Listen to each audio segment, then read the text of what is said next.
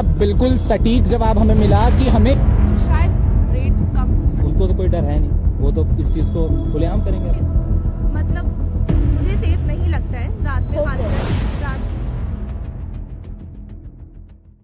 नमस्कार, मैं हूँ जोया नकवी और मैं हूँ विशाल त्यागी। और आज इस वक्त हम मौजूद हैं जामिया मिलिया इस्लामिया यूनिवर्सिटी में, एक ऐसे विश्वविद्यालय में जो देश की जानी मानी और प्रतिष्ठित यूनिवर्सिटीज में से एक है। और आज हम यहाँ जानेंगे कि महिलाओं पे बढ़ते अपराध पे क्या राय है यहाँ के स्टूडेंट्स की। और हम ये भी देखेंगे, जैसा कि देखने को मिलता है कि जामिया मिलिया इस्लामिया और भी कई अन्य यूनिवर्सिटीज में काफी इंटेलेक्चुअल छात्र एवं छात्राएं देखने को मिलते हैं। तो आज हम जानेंगे कि महिलाओं के खिलाफ जो अपराध, ये जघन्य अपराध बढ़ रहे हैं, इनसे क्या वो समझते हैं, इनसे क्या उनकी राय है। भारत ये मुल्क जहाँ पर एक माँ, भारत की धरती को माता माना जाता है, माँ का सम्मान दिया जाता है, वहाँ पर महिलाओं पर जो जुल्म और तशद्दुद हो रहा है, इस पे आज हम इनके यहाँ पर जो स्टूडेंट्स मौजूद हैं उनसे बात करेंगे इस रिलेटेड। तो चलिए चलते हैं। इस वक्त सुरभि और प्रज्ञा मौजूद है जो कि इस यूनिवर्सिटी में मीडिया स्टूडेंट हैं, तो आज उनसे बात करते हैं, उनसे सवाल करते हैं। तो सुरभि, मेरा आपसे सवाल था कि अभी हाल ही में जो 10 साल की पता चला है कि निर्भया केस को 10 साल पूरे हो चुके हैं, मुकम्मल हो चुके हैं। 16 दिसंबर को इन्हें 10 साल हो चुके हैं। तो पहले 10 साल पहले भी यही सनसनी खबर सुनाई दी थी, और आज भी आप देखिए रिसेंटली एसिड अटैक हुआ, आफ्ताब और श्रद्धा वाला केस सुनाई दिया। तो उसमें आपका क्या कहना है कि कोई अंतर या कोई डिफरेंस आया है? नहीं, उस दिशा में जितना काम होना चाहिए था उतना तो नहीं हो पाया है, लेकिन हाँ बहुत काफ़ी हद तक बहुत सारे लॉज को अपडेट किया गया है और लॉज न लाए भी गए हैं। बहुत इस दिशा में काम किया गया है, लेकिन जिस स्तर पे होना चाहिए था, जिस लेवल की मुझे उम्मीद थी, उस लेवल का नहीं हुआ है। बिल्कुल, तो इसी पे मैं सवाल करूंगी, बात करेंगे। तो प्रज्ञा से पूछेंगे कि क्या सुधार आने चाहिए, मतलब जैसे इन्होंने कहा कि सुधार उस किस्म के आए नहीं है, तो क्या सुधार आने चाहिए? जैसे कि हेल्पलाइन नंबर्स वगैरह बहुत सारे हमें पता है कि महिलाओं के लिए दिया गया है, तो उनका यूज़ और प्रचार जो है ना वो जोरों शोरों से करना चाहिए, ताकि बहुत सारी ऐसी महिलाएं जिन्हें इन सारी चीज़ों पे वो अवेयर नहीं हो पाती, जो उनका यूज़ नहीं कर पाती हैं। आप बहुत सारी ऐसी जगहों पे जाएगा जो उन्हें पता भी नहीं होता कि महिलाओं के लिए कुछ है भी या नहीं भी।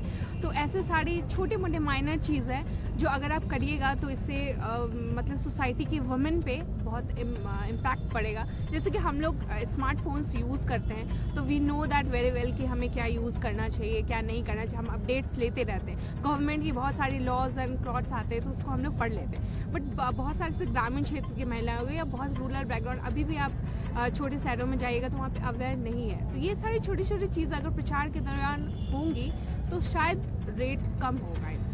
जहाँ हमारी इन दोनों से बात हुई है, इन्होंने बताया कि सुधार आने चाहिए और ये सब डिफरेंस की बात हुई, और यहाँ इन्होंने बोला कि अवेयरनेस पे बहुत ज़्यादा इनको जोर देना होगा, कि अवेयरनेस जितनी हो सके, जितना लोगों को अवेयर करवाया जाए महिलाओं को इस बारे में, इसके लिए एडुकेशन बहुत ज़रूरी है। तो अवेयरनेस की इनसे बात हुई है और इनसे बोला कि सुधार की बात हुई है। आगे हम चलते हैं, विशाल के साथ जुड़ते हैं। ने देखा, जोया ने कुछ लड़कियों से बात की, तो मैं भी आ गया हूँ यहाँ कुछ लड़कों के नजरिए जानने के लिए। तो सबसे पहले आपका नाम? मेरा नाम सैयद इल्हाम जाफरी है। और आपका? मेरा नाम अरसलान महबूब है। तो हमारे साथ इल्हाम और अरसलान मौजूद हैं। और अरसलान और इल्हाम, मेरा एकदम सीधा सरल स्पष्ट सवाल ये होगा कि ये जो दिल्ली में क्राइम रेट इतना बढ़ रहा है, जहां पर महिलाओं की सुरक्षा के लिए बहुत ज़्यादा तकलीफें हमें देखने को मिल रही हैं, ऐसे में एक सवाल ये भी आता है कि क्या ये जो मुजरिम हैं, क्या ये जो क्रिमिनल हैं, इनकी मेंटालिटी, मानसिकता कहाँ से पनपती है? ये मेंटालिटी आती कहाँ से है? किसी भी इंसान के एक्शंस, उसके एक अपब्रिंगिंग, उसके एक अपने ख़ुद के नज़रिए, ख़ास तौर पे उसके मॉरल कंपस के मुताबिक होते हैं कि वो किसी चीज़ को गलत समझता है तो छोड़ देता है, किसी चीज़ को अच्छा समझता है तो करता है। अगर किसी के मॉरल कंपस के अंदर ये चीज़ पहले से फिट कर दी जाए कि वो इस चीज़ ही को एक हीनस क्राइम समझे, एक गलत चीज़ समझे, उसके पास तक ना जाए। जैसे शराब को अगर लोग ख़राब समझेंगे क्योंकि वो कई सारी बुराइयों की जड़ होती है, उसके पास नहीं जाते हैं, तो उससे बहुत सारे क्राइम्स आगे के रुक जाते हैं जो इंसान नशे में धुत होकर करता है। इसी तरीके से ये इस तरीके के क्राइम्स करना, अगर इनको आदमी अपने आइडियोलॉजिकली और मॉरली इनको गलत समझेगा तो इंशाल्लाह नतीजा ये होगा कि आने वाले टाइम में ऐसे लोग पैदा होंगे जो इन सब चीज़ों से रुकते चले जाएंगे और वो अपनी जिम्मेदारी समझेंगे, उसको रुकना अपने लिए बेहतर समझेंगे। तो आप ये कहना चाहते हैं कि परवरिश ही एक ऐसा स्तंभ है जो कि एक मुजरिम को मुजरिम बनने से रोक सकता है? तो अरसलान, आपसे भी सेम सवाल। जी, और मैं इनके पॉइंट को आगे बढ़ाना चाहूँगा, और जो महिलाओं के खिलाफ अत्याचार हो रहा है उसके कॉन्टेक्स्ट में मैं ये कहना चाहूँगा कि लॉ एंड ऑर्डर का डर खत्म हो गया है। ठीक है, आप देख रहे हैं कि आज़ादी को 70 साल से ऊपर हो चुके हैं, फिर भी आज की हालत ऐसी है कि हम आज से 200 साल 300 साल पीछे जी रहे हैं। ठीक है, और दिक्कत की बात ये भी है कि इस चीज़ को सपोर्ट भी किया जा रहा है। बिल्कुल। ठीक है, आपने अभी रिसेंट केस में देखा होगा, एक रेप केस में जितने भी मुजरिम थे उनको बरी कर दिया गया है। ठीक है, अब इस तरह का मोरल सपोर्ट जब मिलेगा अपराधियों को तो वो क्या करेंगे? उनको तो कोई डर है नहीं, वो तो इस चीज़ को खुलेआम करेंगे अब तो हमें बेहतर ये है कि हम ये समझना होगा कि लॉ एंड ऑर्डर की भी इंपॉर्टेंस बहुत ज़्यादा है। लॉ एंड ऑर्डर को हमें लागू करने के लिए सख्त से सख्त कदम उठाने पड़ेंगे, और ये गवर्नमेंट लेवल से लेकर पर्सनल लेवल तक दोनों में हमें उठाने होंगे। बिल्कुल। तो अरसलान का कहना ये है कि सिर्फ हम गवर्नमेंट को दोषी नहीं करार सकते, ये गवर्नमेंट और पर्सनल दोनों लेवल पर काम करने की ज़रूरत है। तो ऐसे में चलिए इन दोनों की हमने बाइट ली, इन दोनों से हमने सवालात करे और जाना इनका पर्सनल राय। अब बात करते हैं कुछ अन्य लोगों से। इस वक्त फीहा हमारे साथ मौजूद है, तो चलिए उनसे करते हैं सवाल। तो फीहा, मेरा आपसे सवाल था कि हाल ही में जो खबरें चल रही हैं उनसे आप बाखूबी वाकिफ़ होंगी। अभी हाल ही में केस हुआ है, जो एसिड अटैक का केस हुआ है द्वारका में, दिल्ली में।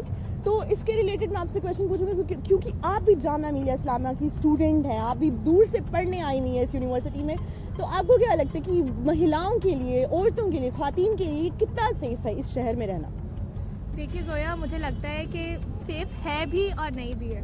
क्यों सेफ़ नहीं है? सेफ़ है इसलिए क्योंकि यहाँ पे काफ़ी एजुकेटेड माहौल है, काफ़ी ओखला का काफ़ी एजुकेटेड लोग रहते हैं यहाँ पे। और सेफ़ नहीं है क्योंकि हम लोग को अपने घर से परमिशन, लड़कियों को खासकर अपने घर से परमिशन लेके जाना पड़ता है, और रात में मतलब मुझे सेफ़ नहीं लगता है, रात में खासकर सेफ़ नहीं लगता है। और ये चीज़ें बार बार होती जा रही हैं, मतलब पहले से जहाँ मैं रहती हूँ, मैं शाहीन बाग में रहती हूँ, और मतलब वहाँ का क्राइम रेट बहुत ज़्यादा बढ़ता जा रहा है। दिन बर दिन ऐसी न्यूज़ हमें सुनने को मिलती जा रही हैं कि आज ये हुआ, कल ये हुआ, और ख़ासकर ये सब एसिड अटैक वगैरह बहुत सुनने को मिल रहा है। तो जैसे कि फीहा ने बताया कि जिस हिसाब से खबरें आती जा रही हैं, जिस हिसाब से ये सनसनी केस सुनाई दिए जा रहे हैं और देखे जा रहे हैं, इस हिसाब से महिलाओं के अंदर से बेशक बाहर निकलने की ख्वाहिशें तो बढ़ी हैं, लेकिन उनके अंदर से खौफ खत्म नहीं हुआ अभी तक। ने बात की कुछ लोगों से जिन्होंने अपब्रिंगिंग के लेके बात की, और उन्होंने बात की कि सरकार से लेके हमें पब्लिकेशन तक हमें उस चीज़ पर काम करने की ज़रूरत है। तो सर, अगर हम बात करें सबसे पहले, तो अगर ऐसे क्रिमिनल केसेस होते हैं, ऐसे जो भी केस सामने आते हैं, उनका कहीं ना कहीं जो समाज है वो सरकार को दोषी ठहरा देता है। तो इसमें कितनी सच्चाई है? क्या सरकार सच में दोषी करार करने के काबिल है, या वो खुद भी उनकी थोड़ी बहुत गलती होती है? देखिए, ऐसा है, इसमें मैं एक चीज़ ऐड करूँगा कि ये जो जिम्मेदारी है क्राइम को कंट्रोल करना, ये सरकार की है, क्योंकि उनके पास सारी मशीनरीज हैं, उनको पावर्स हैं, उनको अथॉरिटी है, तो ये उनको करना चाहिए, ये उनकी प्राइम ड्यूटी है। तो ये रिस्पॉन्सिबिलिटी तो उन्हीं की है, इसका दोष उनको ही दिया जाएगा। तो लेकिन साथ में हम जो समाज में रहते हैं उसकी भी एक जिम्मेदारी बनती है कि वो उसकी जड़ तक जाएं, जैसे एनजीओज़ हैं और जैसे सोशल वर्कर्स हैं, ये पनिश न करके उसकी रूट कॉज में जाएं कि ये आखिर क्यों हो रहा है ना। एक स्टडी की जाए, एक रिसर्च करी जाए, और एक फाइनल कंक्लूजन की तरफ जाएं कि आखिर क्या वजूहात हैं। ऐसा नहीं है कि सिर्फ आपने पनिश कर दिया तो ये तो डराना हुआ यार, ये डराना तो कोई सॉल्यूशन नहीं है। आप उसकी जड़ में जाइए।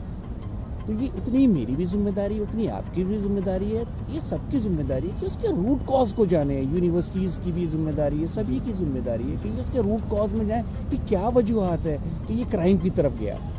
तो मतलब हम बता सकते हैं, बोल सकते हैं कि सिर्फ सज़ा देना एक आखिरी रास्ता नहीं है? बिल्कुल नहीं। जैसे कुछ कंट्रीज़ में होता है कि हाथ काट दिए, वो बिल्कुल भी सही नहीं है, बिल्कुल भी सही नहीं है, वो बिल्कुल इनह्यूमन है वो, बल्कि मैं तो कहूँगा तो हमें ऐसी इसको एक बीमारी समझें। आप इसको बीमारी का इलाज करें, इलाज करें, बीमार को ही ख़त्म ना करें। बिल्कुल। तो जैसा आपने देखा, बिल्कुल सटीक जवाब हमें मिला कि हमें बीमारी का इलाज करने की ज़रूरत है, बीमार को ख़त्म करने की नहीं। आपने देखा, हमने यहाँ पर मौजूदा लोगों से इस मौजू पे वार्तालाप की, उनसे बातचीत की, और उनसे उनका नज़रिया मद्देनज़र रखते हुए उनसे सवाल किए, उनसे जाना, उनसे राय ली। तो ऐसे में अब बड़ा सवाल ये सामने आता है, दिल्ली जैसे बड़े शहर में जहां लड़की चांद तक पहुंचने का हिम्मत रखती है, वहां पर आज भी उनकी सुरक्षा को लेकर बड़े सवाल हम सभी के जहन में हैं। तो ऐसे में आपकी क्या राय है, ये भी हमसे साझा कीजिए। हमें दीजिए इजाजत, और मजीद ऐसी ही ग्राउंड से जुड़ी खबरों को जानने के लिए बने रहे हमारे साथ द ज़ोवी शो।